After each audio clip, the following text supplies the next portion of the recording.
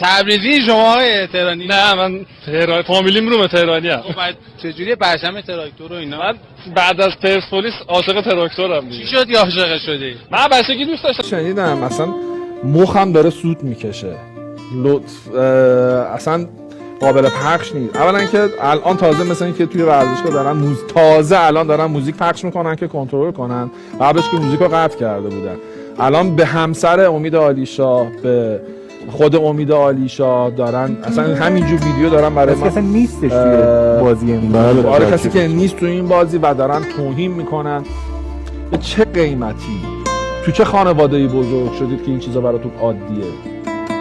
بال تراکتور و پرسپولیس نیمه تموم باقی موند. خودتون دیگه دیدین تمام اتفاقاتی که رخ داد. شاید از همون صحنه‌ای که امید عالیشاه اومد و به حال عصبی بود و نتونست خودش رو کنترل بکنه و اون سنگی که پرتاب کرد به سمت تماشاگرها داستان آغاز شد تا منجر شد به اخراج پاکدل و